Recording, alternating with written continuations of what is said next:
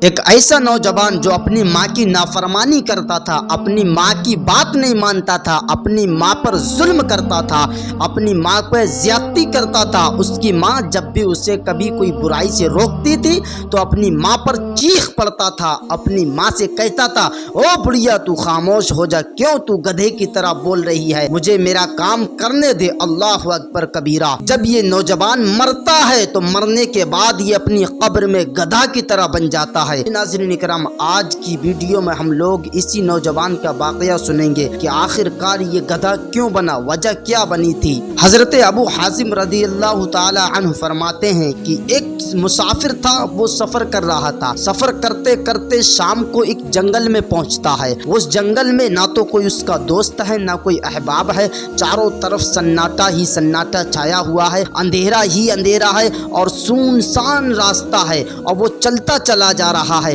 اچانک اس کی نظر ایک جھوپڑی پر پڑتی ہے۔ دیکھتا ہے کہ جنگل کے اس راستے پر ایک جھوپڑی ہے۔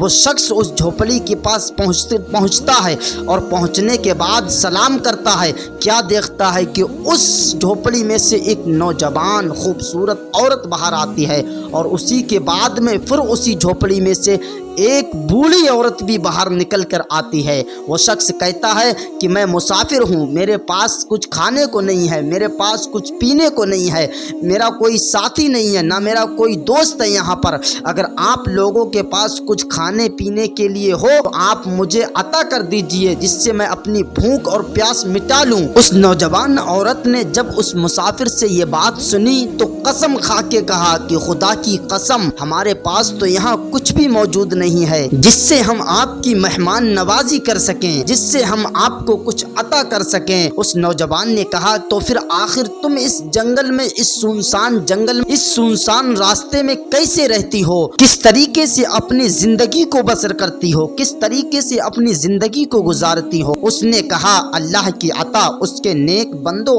اور مسافروں کے سہارے ہماری زندگی گزر رہی ہے، ہمارے زندگی کے دن گزر رہے ہیں۔ یہ سن کر وہ مسافر وہاں سے دور ایک جگہ پر ٹھہر گیا جا کر کے، اور جب رات کو وہاں پر آرام کرنے کے لیے بستر بچھایا اور وہ لیٹتا ہے، آرام کرتا ہے، اور جب رات آدھی گزر گئی تو اچانک ایک جانب سے گدھے کی چیخنے کی آوازیں آ رہی ہیں، گدھے کی چیخنے کی آواز آ رہی ہے۔ وہ شخص خدا کی قسم کھا کے کہتا ہے کہ صبح تک مجھے نیند نہ آئی، اس آواز نے مجھے اتنا پریشان کر دیا کہ میری نیند تو مجھ سے کوسوں دور ہو گئی۔ وہ مسافر کہتا ہے، میں نے وہ رات جاگ کر گزاری، صبح ہوتے ہی میں اس سمت کی طرف چل دیا جدھر سے وہ گدھے کی آواز آ رہی تھی۔ کہتا ہے کہ جب میں وہاں پہنچا تو ایک عجیب و غریب منظر دیکھ کر میں حیران رہ گیا کہ وہاں پر ایک قبر تھی جس میں ایک گدھا گردن تک دفن تھا، اس کے سر اور پیٹھ سے مٹی ہٹ چکی تھی۔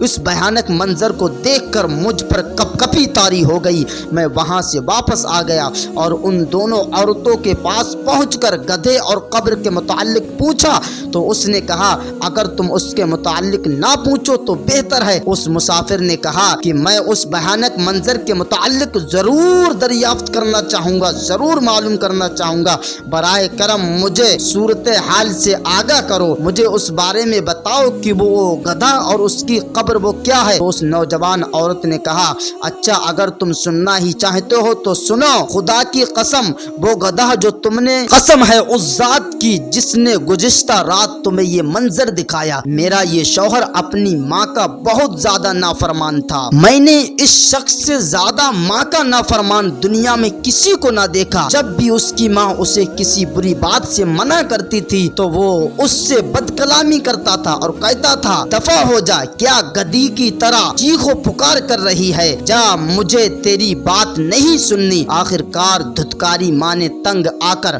کہا، اللہ تعالیٰ تجھے گدھے کی طرح بنا دے۔ جب یہ نافرمان مر گیا تو ہم نے اسے دفنا دیا، اور اس پاک پروردگار کی قسم جس نے ہمیں اس ویران جنگل میں مکین بنایا ہے، جس دن ہم نے اسے دفنایا گیا اسی دن سے یہ گدھے کی شکل اختیار کر گیا۔ ماں کا نافرمان اور اپنی ماں کو گدھی کہنے والا اب روزانہ اپنی قبر میں گدھے کی طرح چیختا ہے اور ہر رات اس کی قبر سے یہ آواز سنائی دیتی ہے۔ جی ناظرین اکرام، اس واقعے سے ہمیں کیا حاصل ہوتا ہے کہ ماں باپ کا مقام بہت بلند ہے۔ ماں باپ کے ساتھ اگر ہم نافرمانی کریں گے، گستاخی کریں گے، بے ادبی کریں گے، ماں باپ پر ظلم کریں گے، انہیں ستائیں گے، تو یاد رکھنا اس کا عذاب ہمیں قبر میں بھی، دنیا میں بھی، اور مرنے کے بعد حشر میں بھی بھگتنا پڑے گا۔ اس لیے اللہ کی بارگاہ میں دعا ہے اللہ ہمیں ماں باپ کی سچے دل سے ادب تعظیم، ان کی توقیر کرنے کی توفیق عطا فرمائے، ماں باپ کی ہمیں تعظیم کرنے کی توفیق عطا فرمائے اور ماں باپ کی گستاخی سے بچائے، آمین۔